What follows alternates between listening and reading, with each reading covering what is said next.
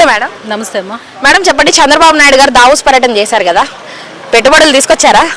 పెట్టుబడులు తీసుకొచ్చారా లేదనేది మీరు చెప్పాలమ్మా. ఎందుకంటే ఆయన అడగాల్సింది ఎంత పెట్టుబడులు తీసుకొచ్చారు. ఆయన చంద్రబాబు నాయుడు గారు దావోస్ వెళ్ళింది పెట్టుబడులు తీసుకురావడానికి కాదు. జగన్మోహన్ రెడ్డి గారు హయాంలో వచ్చిన ఏవైతే ఉన్నాయో కంపెనీలు ఏవైతే ఉన్నాయో దాన్ని ఇది ఇచ్చుకోవడానికి వెళ్ళారు, బిల్డప్ ఇచ్చుకోవడానికి వెళ్ళారు తప్పితే ఆయన ఏమి కొత్తగా పెట్టుబడులు తెచ్చింది అయితే ఏమీ లేదు. మరి ఎన్నికల టైంలో చంద్రబాబు నాయుడు గారు జగన్మోహన్ రెడ్డి రాష్ట్రాన్ని అప్పుల పాలు చేస్తాడు, ఏం అభివృద్ధి అయితే ఏమీ చేయలేదు అని అన్నారు కదా.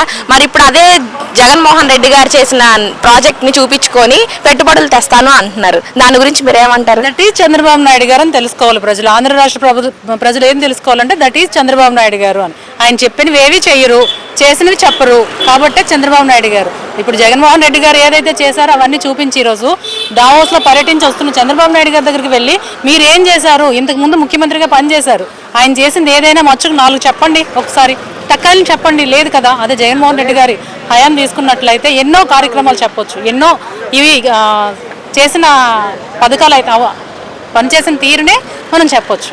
నిన్న అనంతపురం జిల్లాలో నారాయణ కాలేజ్ స్టూడెంట్ ఆత్మహత్య చేసుకుని చనిపోయాడు కదా, దాని గురించి మంత్రి నారాయణ గారిని సస్పెండ్ చేయాలి అని అంటున్నారు. దాని గురించి మీరు ఏం మాట్లాడతారు మేడం? విద్యాశాఖ మంత్రి లోకేష్ గారండి, ఆయన్ని సస్పెండ్ చేయమని చెప్పండి. ఎందుకనంటే ఇప్పుడు విద్యాశాఖ మంత్రిగా ఉన్న లోకేష్ గారు ఆయనకి డిప్యూటీ సీఎం చేయాలి అని చెప్పి ఆతృతతో ఉన్నారు తప్పితే రాష్ట్రంలో విద్యా వ్యవస్థ ఏ విధంగా ఉంది, దాని బలోపేతానికి ఏం చేయాలి అనేది ఆలోచన చేయట్లేదు. కాబట్టి ఇవన్నీ కూడా మనకు బయటకు వస్తున్నాయి.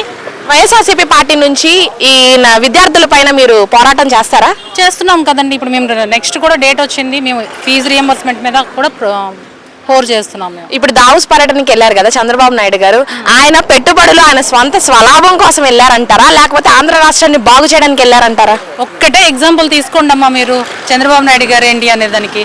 చంద్రబాబు నాయుడు గారు మొన్న సంక్రాంతి సంబరాలకు వెళ్ళి వాళ్ళ మనవడు చేసిన దానికి చూసి సంతోషపడిపోయారు. అదే జగన్మోహన్ రెడ్డి గారు పేద పిల్లలు ఎవరైతే ఉన్నత స్థితికి వచ్చారో వాళ్ళని చూసి సంతోషపడ్డారు. అది జగన్మోహన్ రెడ్డి గారికి చంద్రబాబు నాయుడు గారికి ఉన్న తేడా.